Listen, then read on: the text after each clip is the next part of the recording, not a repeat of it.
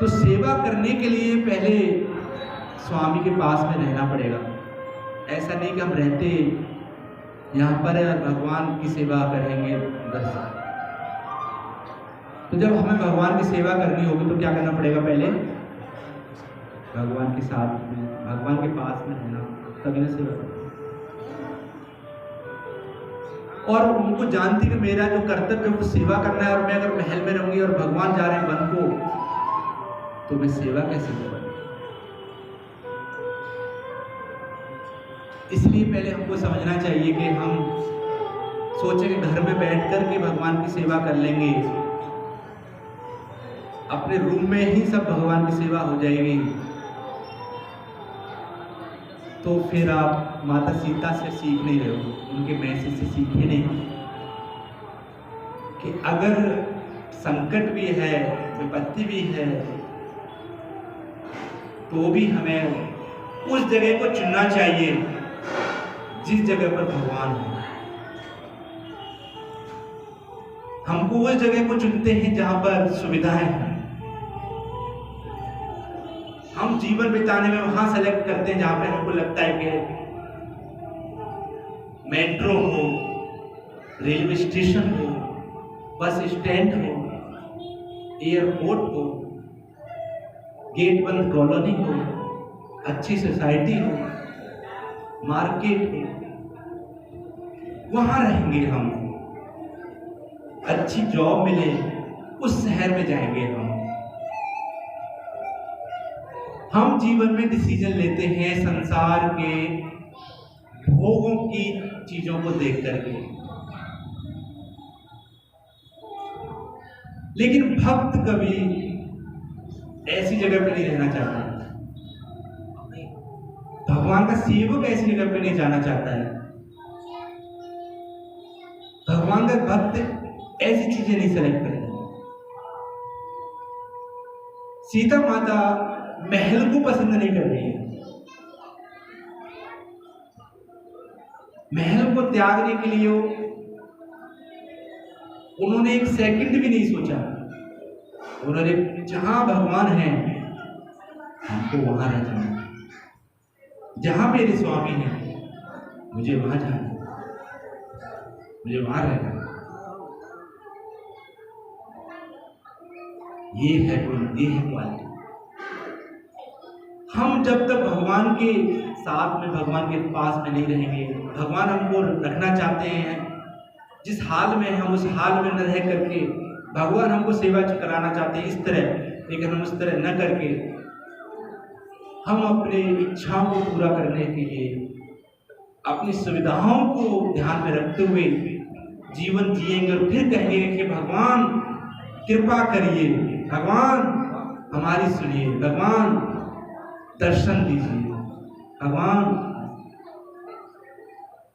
तो आप भगवान को क्या समझते हैं कि भगवान तुम्हारे पास आए, तुम भगवान के पास नहीं गए। भगवान अगर जंगल में खड़े हैं तो आपको जंगल में जाना चाहिए। वहां गाड़ी नहीं जाती है, हम कैसे जाएंगे? इसीलिए नहीं जाते कि वहां पर जाने की सुविधा नहीं है। हम इसीलिए नहीं जाते हैं कि वहां पर ये नहीं है, वो नहीं है। हम हजारों बहाने बता देते हैं। लेकिन अगर भगवान वहां हैं तो कठिनाइयां हजार हों, भक्त पहुंच जाता है। That is relationship between God and devotees. तो माता सीता भगवान के साथ जाने के लिए हर कीमत पर तैयार है। वो किसी भी कीमत पर भगवान से अलग रहना नहीं चाहती हैं, चाहे उनको महल का सुख छूटे, चाहे उनको हजारों दासियों की सेवा सम्मान वही त्यागना पड़े, लेकिन वो भगवान से अलग होना नहीं चाहती। भगवान ने जब उसे समझाने के बाद जब वो नहीं मानी तो भगवान ने परमिशन दिया, और फिर दोनों माता सीता और भगवान राम और साथ में लखन तीनों वन की तरफ जाते हैं। और जब अयोध्या वासियों को पता चलता तो बड़ा ही दिल से, हृदय से ये दिन एकदम इतनी जल्दी परिणित हो जाएगा। हमारे जीवन में सुख के बाद दुख आता तो ऐसा लगता है जैसे हमारा क्या दिन था, क्या हो गया, बड़े दुखी हो जाते हैं।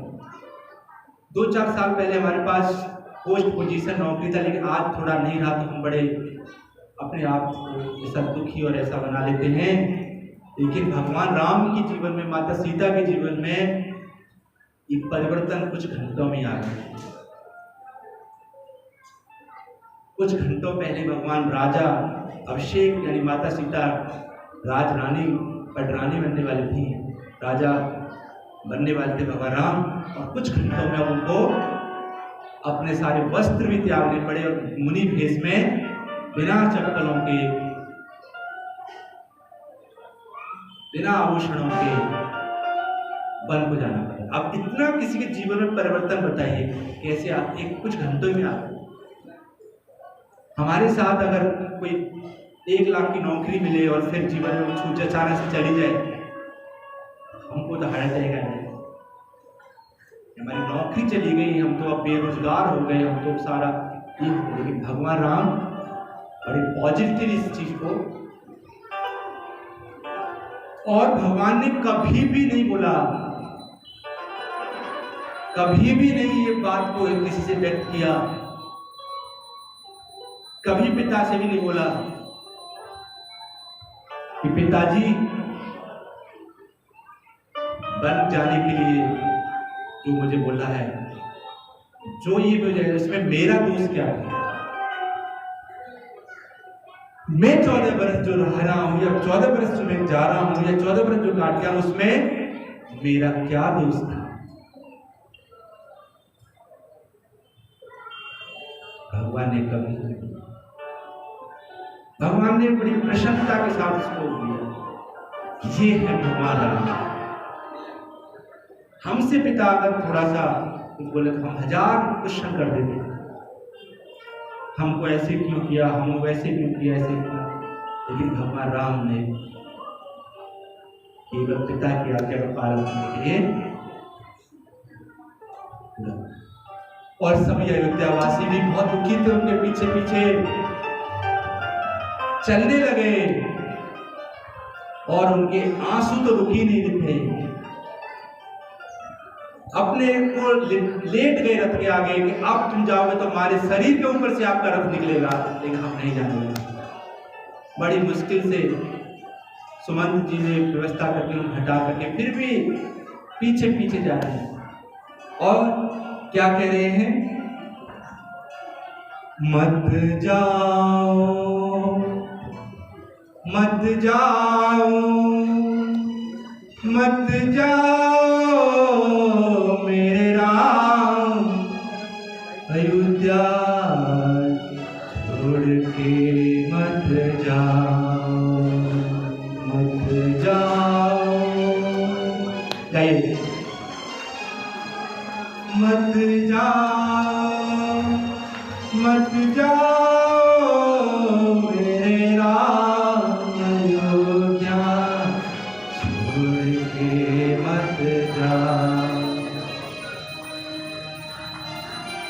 तो गा रहे हैं, पुकार रहे हैं और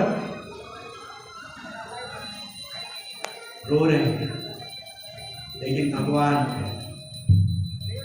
पीछे देखे बिना चले जाते हैं। और फिर धीरे धीरे भगवान जब वन में जाके भरत को ये खबर मिलती है कैसे ऐसे, तो भरत को ये सुनकर के बहुत दुख होता है, और दुख होकर के वो अपनी माता को ही काफ़ी इसका जिम्मेदार बताते हैं और काफ़ी डांटते हैं एक माता को कि तुमने ऐसा किया है, कलंक है, तुम ये हैं। तो यहाँ पर एक हमको ये भी देखने को मिलता है कि जो कहते हैं समाज में कि माँ बाप से बढ़कर कोई नहीं है। माँ बाप ही भगवान की सबसे बड़ी पूजा है, माँ बाप की सेवा करना ही भगवान की सेवा करना है। जो ऐसी फिलॉसफी, ऐसा ज्ञान जो लोग गाते हैं, उनको यहाँ से सीखना चाहिए कि माँ बाप की सेवा करना भगवान की सेवा करना नहीं है। अगर कोई माँ बाप भगवान की सेवा करने से मना करते हैं, कोई माँ बाप भगवान की सेवा करने में बाधा बनते हैं, तो ऐसे माँ बापों को त्यागना दोष नहीं है, अपराध नहीं है। भरत जी से ना, भरत ने देखा कि मेरी माँ ने मेरे भगवान से अलग किया। आजकल लोग अपने अपनी फिलॉसफी बना कर कहते हैं माँ बाप की सेवा करते हैं, मंदिर का। हमारे तो माँ बाप भी हैं सब, हम तो माँ बाप की परिक्रमा लगा लेते हैं, सारे लोगों की परिक्रमा। आपको माँ बाप तो हर जन्म में कितने मिलते हैं। माँ बाप की सेवा करना भक्ति नहीं है, माँ बाप की सेवा करना भगवान की सेवा नहीं है। ये बात हमको समझना चाहिए। राजा तो जब भरत जी ने देखा कि केकी माता ने ऐसा किया कि भगवान को वन भेज दिया है, हमसे अलग कर दिया है, तो उन्होंने बोला आज से तुम मेरी माता नहीं है, मैं तुम्हें आज से अपनी माँ नहीं बनूंगा। और उन्होंने कच्छ में आने के लिए भी तो केकी माता को बड़ा धक्का लगा कि मैंने जिसके लिए ही ये सब किया था वही आज मुझे ऐसे सब बोल रहा, कलंकी नहीं बोल रहा है, दुष्ट नहीं बोल रहा है। अभी केकी पहले हंस रही थी, सोच रही थी थोड़ी देर में मेरा बेटा खुश होगा कि मैंने राजा बना दिया, लेकिन अब ऐसे ऐसे सब जो बोल रहे हैं तो बोल रही तुम अपनी माँ से ऐसे बोल रहे हो, तेरा तो शकल भी नहीं देखूंगा। तो केकी को जो मोह था, ममता था, और वहां से उसको कष्ट हो रहा है। क्यों? कि जीवन में हमें जिससे लगाव होता है, जिससे ममता होती है, जिससे मोह होता है, और जब वो हमको दुख, पीड़ा या कष्ट जब बोलता है तो हमारा जो वेदना है, दुख है, वो कई गुना ज्यादा होता है। क्यों? कि जिसको अपना माना वही हमारे साथ ऐसा किया। तो माता केकी को और पीड़ा, दुख होने लगा कि भरत के लिए तो मैंने ये सब किया था और भरत ने आज मुझे त्याग दिया, छोड़ दिया। अब तो मैं दशरथ महाराज पहले ही छोड़ दिए, राम और लक्ष्मण पहले चले गए, अब ये भरत ही था, ये भी छोड़ दिया, अब मेरे पास कौन बचा? अयोध्या की प्रजा तो मुझे पहले से ही अब घृणा कर रही है, अब मैं क्या करूं? अब तो मुझे केवल एक महल ही दिख रहा है, अकेली दिख रही है। अब ये उसको महल, एक जो महल राजा का जिसको छोड़ करके भगवान गए, वही महल अब केके के लिए क्या बन गया? दुख दर्द का एक कोठरी बन गया। यहां से हमको एक सिद्धांत ये भी मिलता है, एक शिक्षा हमको ये भी मिलती है कि आपके पास भले ही करोड़ों के अरबों के बड़े बड़े बिल्डिंग्स हों, बड़ी बड़ी कोठियां हों, फार्म हाउस हों, लेकिन उस घर में, उस महल में अगर भगवान नहीं है, भगवान का नाम नहीं है, तो वो एक महल, जो एक घर, जो उसके आप अपना बड़ा ऐश्वर्य समझ के अपना समझते हो कि बहुत बड़े एक सक्सेस हो गए लाइफ में, वो तुम्हारे दुखों का एक कारण है, कष्टों का एक कारण है। क्यों? क्योंकि बड़ा व्यक्ति कभी भगवान के सामने झुकने के लिए उसकी करते हैं, भगवान उसमें नहीं लेता है। तो केके का जो इतना बड़ा राजमहल था वो दुख का घर बन गया।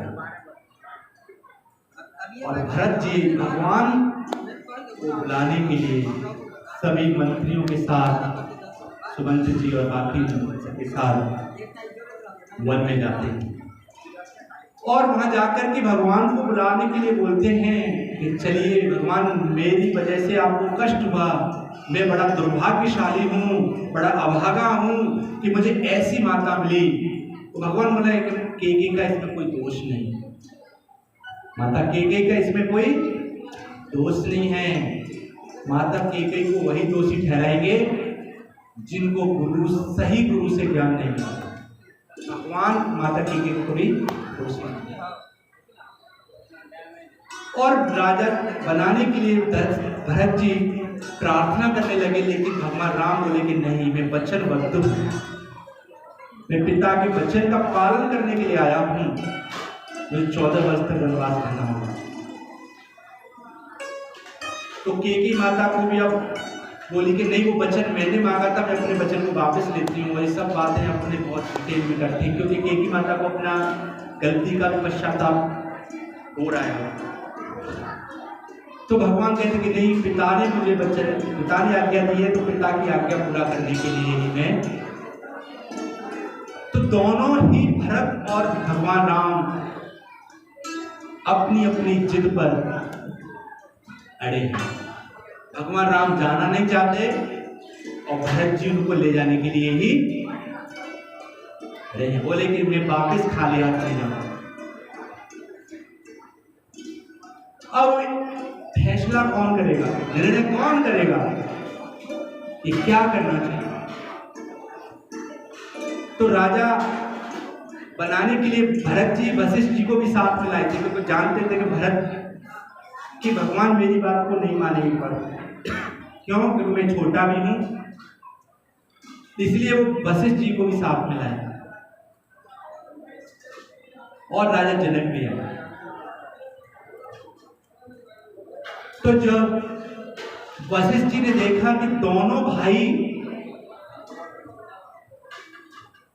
अपने अपने कर्तव्य परायण के लिए इतने व्याकुल हैं, एक तरफ धर्म की सीमा, वचनों की एक तरफ कर्तव्य निष्ठा, तो दूसरी तरफ प्रेम और ममता की परिसीमा। ये दोनों को जब देखा तो वशिष्ठ जी बड़े ज्ञानी ध्यानी होते हुए, गुरु होते हुए भी उस सिचुएशन में बह गए। गुरु वशिष्ठ भी नहीं समझ पा रहे कि कौन सही है, किसको निर्णय दिया जाए। भगवान राम जो कि अपने धर्म कर्तव्य को पूरा करने के लिए कर्तव्यनिष्ठ हैं, दूसरी तरफ भरत जी जो प्रेम के सागर में, प्रेम की नदी में, प्रेम की धारा में सबको विभोर कर रहे हैं, भावविभोर कर रहे हैं। महाराज जनक भी वहां थे और वशिष्ठ जी ने बड़ी विनम्रता से राजा जनक से प्रार्थना की कि मैं इसमें निर्णय नहीं कर पा रहा हूं। राजा जनक बहुत ही ज्ञानी ध्यानी और कुशल हैं। मैं उनसे प्रार्थना करता हूं कि इस सिचुएशन, इस संकट का, इस सब का कोई समाधान निकालें, कोई निर्णय दें। और बोले कि भरत जी तुम प्रार्थना करोगे, जो राजा जनक जो आदेश दें उसको दोनों आप मानोगे। ये जांच बहुत जरूरी आवश्यक, क्योंकि जो राजा जनक बोले उसका दोनों भाई पालन। तो राजा जनक से दोनों प्रार्थना की, भगवान राम और भरत जी के आप हमारे पिता समान हैं, बड़े भी हैं, और दशरथ नहीं रहे तो अब आप ही हैं। आपका जो निर्णय होगा वो हम दोनों मानेंगे। तो अब सारा फैसला, अब सारी जिम्मेदारी राजा जनक के ऊपर आ गई और सबके अंदर एक आस, एक उम्मीद जगी कि अब न कोई निर्णय निकल के आएगा। क्योंकि अब दोनों ने बोला है कि जो जनक जी बताए बोलेंगे हम उसको मानेंगे। और राजा जनक को जब ये जिम्मेदारी मिली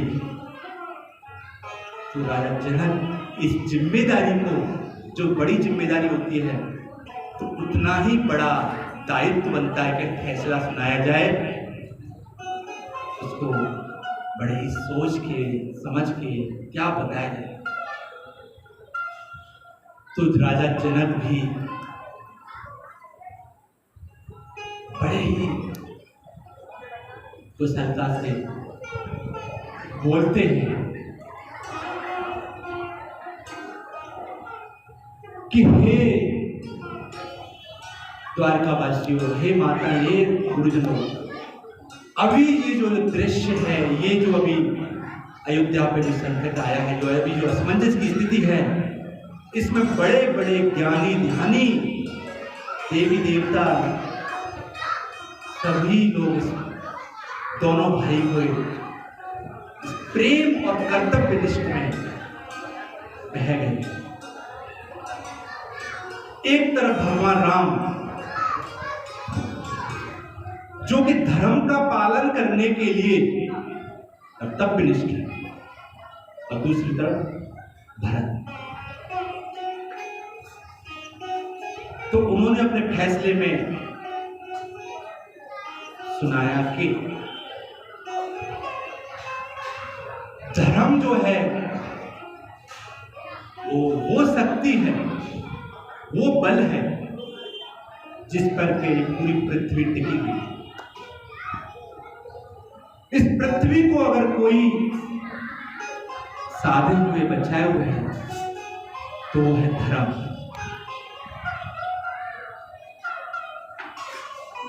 तो धर्म से बड़ा तीनों लोगों में कोई नहीं है, धर्म से बड़ा शास्त्रों में कुछ नहीं है। तो जब ये बात जनक जी बोल रहे थे तो भरत की जो पार्टी के जो थे, भरत की तरफ जो चाहने वाले थे, मायूसी आ गई कि भगवान राम धर्म की तरफ है, जनक जी धर्म के बारे में ज्यादा महत्वदार है। इसका मतलब भगवान राम की तरफ फैसला जा रहा है, क्योंकि ऑडियंस इस ताक में थे कि जनक जी फैसला क्या करने वाले हैं, क्या देने वाले हैं।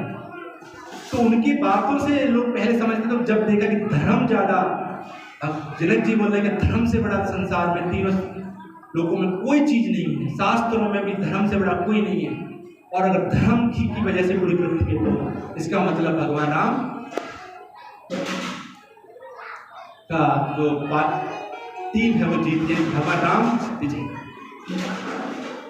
लेकिन जनक जी फिर बताते हैं आगे कि धर्म से भी अगर है ऊपर, वो है प्रेम। वो प्रेम क्या है? वो निश्चल निस्वार्थ प्रेम, वो अनन्य भाव जिसमें धर्म को भी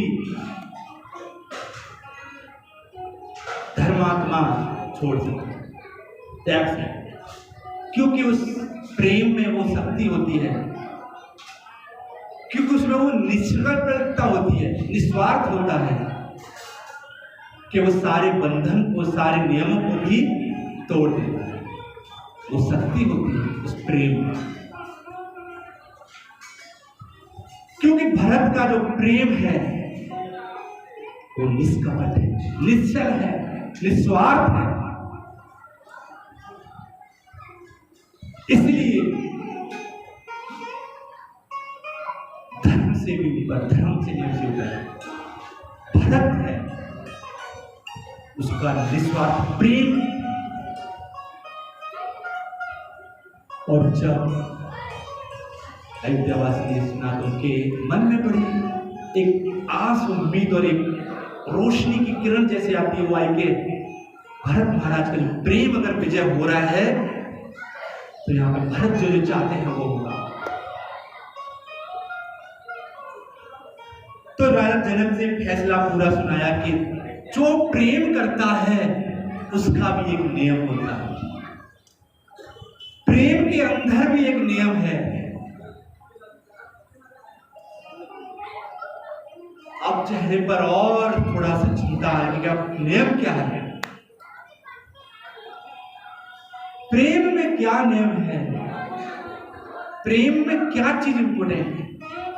अभी तो बता क्या था, प्रेम में कोई नियम नहीं है। तो जनक जी बताते हैं कि जहां पर निस्वार्थ, निश्चल, अनन्य प्रेम होता है, वहां पर एक चीज सबसे प्रमाणित, सबसे ऊपर, सबसे मुख्य होती है, और यही उस निश्चल प्रेम की प्रमाणिकता है। क्या कि जो प्रेम करता है वो अपने प्रेमी से, अपने स्वामी से पूछता है कि आपकी प्रसन्नता किस में है, आपकी प्रसन्नता किस में है। अब जब ये सब राजा जनक के मुंह से सबने सुने, अभी जो आंखों से आंसू आना बंद ही हुए थे थोड़ी देर के लिए, कि दोबारा से फिर सभी द्वारका अयोध्यावासी और कि आंसू आने लगे कि अब फिर भगवान से हमको अलग होना ही पड़ेगा। और राजा जनक ने भरत जी को आदेश दिया कि भरत, तुम्हारा निश्चल अनन्य प्रेम की विजय हुई, तुम जीत गए भरत, तुम्हारी विजय हुई, क्योंकि तुम्हारा प्रेम जो है निस्वार्थ है। इसलिए तुम अपने स्वामी से पूछिए कि उनकी प्रसन्नता क्या है, उनकी प्रसन्नता किस में है, और वो जो कहें इसको पूरा करें। यही तुम्हारे प्रेम का परीक्षा है भरत, यही तुम्हारे प्रेम की परीक्षा है, क्योंकि प्रेम को प्रमाण करने के लिए परीक्षाएं भी होती हैं। राजा जनक की ये बातें सुनकर के भरत दोनों ही हाथ जोड़ करके, और आंसुओं की धारा उनके आंखों से इस तरह बह रही है जैसे गंगा बड़ी तेजी से समुद्र में जाती है, समाती है, उसी तरह उनकी आंखों से आंसू रुक नहीं रहे। और बड़ी ही विनम्रता से हाथ जोड़ करके राजा जनक से भरत कहते हैं कि महाराज, आपने मुझे जो जिताया, जो मुझे मार्गदर्शन किया, मैं तो अपने स्वार्थ, अपने कर्तव्य के बारे में ही सोच रहा था।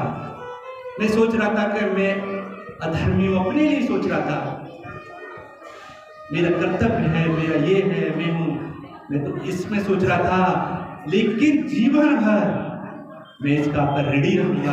आपने मुझे उस निश्चल, निष्कपट, उस प्रेम की परिभाषा मुझे बताया।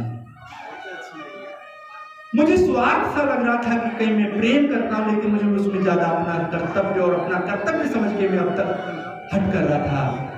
लेकिन मैं आपका ऋणी हूं, आपने मेरी आंखें खोली। और राजा जनक को प्रणाम करते और दोनों हाथों को जोड़ करके भगवान श्री राम के चरणों में महाराज जनक, भक्त भरत जी जो हैं, दोनों हाथों से प्रार्थना करते हैं कि प्रभु, आपका मेरे लिए क्या आदेश है, मुझे बतलाएं। और जब भरत जी ने इस तरह से भगवान राम के सामने झुक करके बैठ के प्रार्थना की, तो भगवान राम जो अभी बड़े दृढ़ प्रतिज्ञ और एकदम कठोर जैसे लग रहे थे कि नहीं, मैं नहीं जाऊंगा, मैं पिता के वनवास पूरा करके ही जाऊंगा, एक हट दिख रहा था। जब राजा जनक के आदेश के बाद भरत की जिस प्रार्थना को सुना, तो भगवान राम भी अपनी आंखों से आंसुओं को रोक नहीं पाए और भरत को गले लगा लिया कि मेरे भाई भरत, जो जीतता है वो कभी जमीन पे नीचे नहीं बैठता। तुम्हारा स्थान तो मेरे हृदय में है भरत, तुम जीत गए हो, मैं हार गया। और तुम जो मुझे राज्य देने आए हो वो मैंने स्वीकार कर लिया। वो मैंने स्वीकार कर लिया है। तो कुछ लोगों के मुंह पे फिर थोड़ा खुशी आई कि भगवान ने स्वीकार कर लिया, इसका मतलब।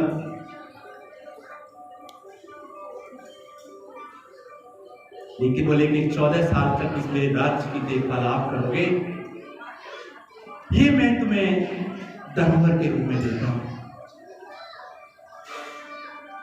राजा भरत को बना के ये नहीं बने कि मैं राजा रहूंगा, लेकिन उसकी जिम्मेदारी आपको सौंप